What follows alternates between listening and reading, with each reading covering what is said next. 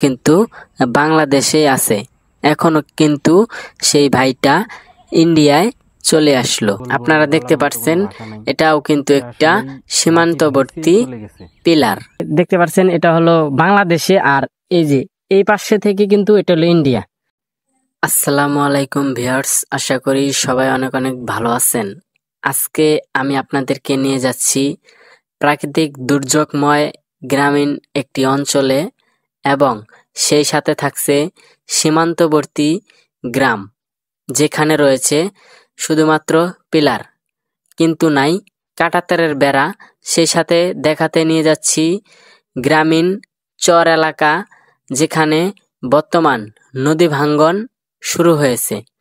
আজকে নিয়ে যাচ্ছি কুড়িগ্রাম জেলার ভুরুঙ্গামারী উপজেলার শিলিগুড়ি নামে যেই গ্রামটি রয়েছে, সেই গ্রামটিতে আপনারা দেখতে পাচ্ছেন আমাদের চোখের সামনেই যেন ভেঙে যাচ্ছে নদীর পাড়গুলো।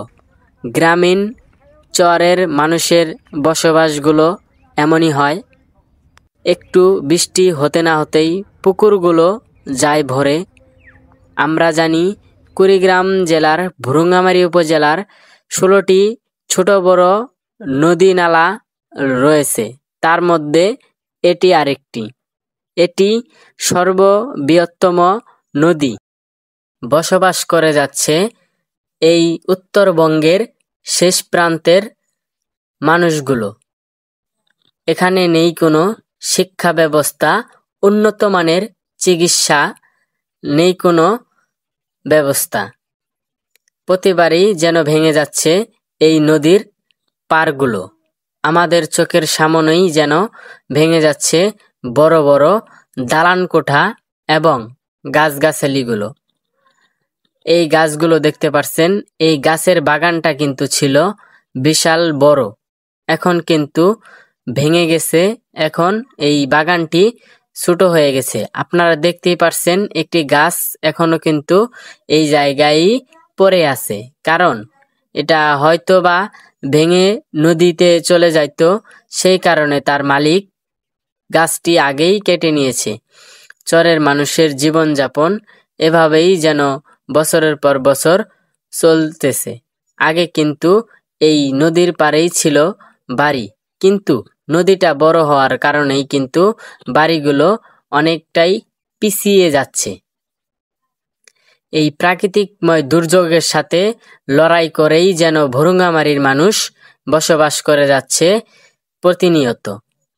যারা বড় বড় কর্মকর্তা আছে, তারা ভিডিওটা দেখে এই জায়গায় সংস্কার করার জন্য, আপনারা না আসলে বুঝতেই পারবেন না উত্তরবঙ্গের শেষ প্রান্তগুলো কেমন হয়। কখনো বা নদী, কখনো বা বড় বড় গাছগাছালি, আবার কখনো বা কখনো সীমান্তবর্তী এলাকা। এখন আমি আপনাদেরকে নিয়ে যাচ্ছি বাংলাদেশের শেষ সীমানা, অর্থাৎ 0 পয়েন্টে। তো আরেকটি সীমান্তবর্তী গ্রামে নদী ভাঙ্গন তো নিয়ে আসলাম আপনাদের। এই যে আপনারা এখন যে দেখতে পাচ্ছেন, এটা কিন্তু বিশাল বড় একটা নদী। এই পাশে যে দেখতে পাচ্ছেন এটা হলো বাংলাদেশে, আর এই যে এই পাশে থেকে কিন্তু এটা হলো ইন্ডিয়া।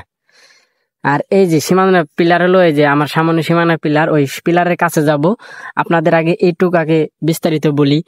এই যে সামনে কিন্তু ভারত, ভারত থেকে এই পানিগুলো বাংলাদেশে আসতেছে, আবার বাংলাদেশ থেকে কিন্তু এই যে ভারতে চলে যাচ্ছে। আসলে ওই পাশে আরেকটা আমাদের বাংলাদেশি গ্রাম আছে, কিন্তু ওই পাশে আর সীমান্তবর্তী গ্রামও আছে। তো আপনাদেরকে নিয়ে যাচ্ছি এই যে পিলারের কাছে। আপনারা এই পাশে যে জমিগুলো দেখতে পাচ্ছেন এবং এই পাশে যে বাড়িগুলো দেখতে পাচ্ছেন, এগুলো কিন্তু বাংলাদেশি বাড়ি। আর এই পাশে যে আপনাদেরকে বললাম, এই পাশে হলো ইন্ডিয়ার ভিতরে পানিগুলো চলে যাচ্ছে, কারণ এই পাশে হচ্ছে ইন্ডিয়া। এই যে ইন্ডিয়া, আর এই যে সামনে হলো সীমান্তবর্তী যে পিলার গুলো থাকে, সেই পিলার।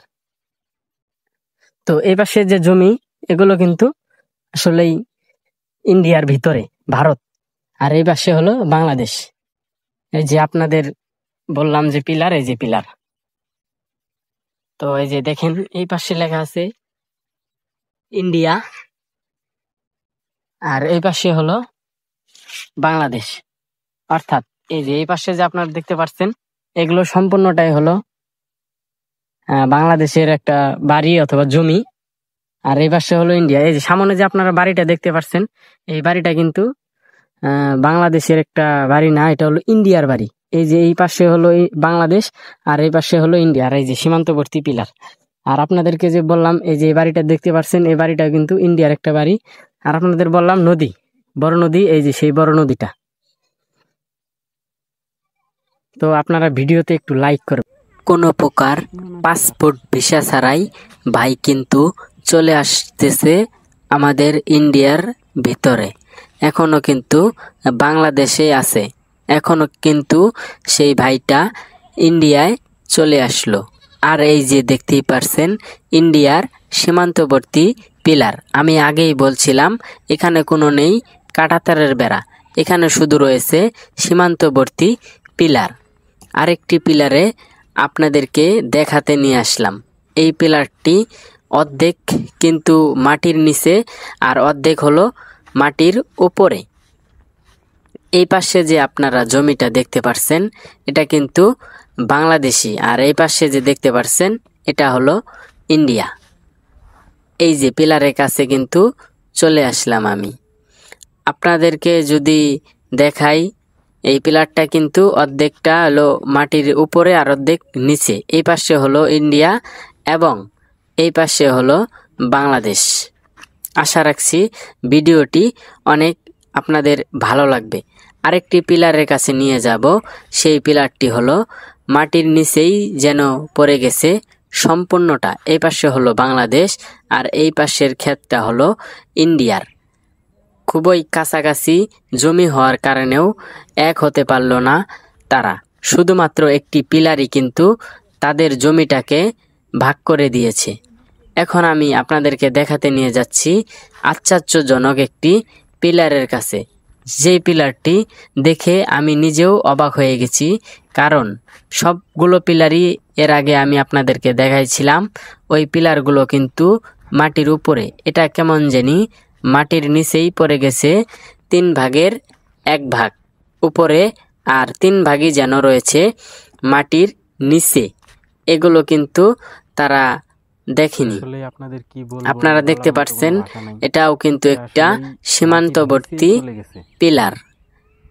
3 ভাগের 1 ভাগ উপরে আর সম্পূর্ণটাই নিচে।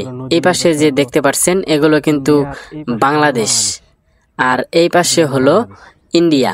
আমি কিন্তু এখন বাংলাদেশে দাঁড়িয়ে উপভোগ করতেছি ইন্ডিয়ার আবহাওয়া। দেখতে পাচ্ছেন এটা কিন্তু পিলার। আশা রাখছি ভিডিওটি ভালো লাগবে, সবাই একটু লাইক করবেন। পরবর্তীতে আরেকটা ভিডিও নিয়ে আসতেছি, সেই ভিডিওটি অনেক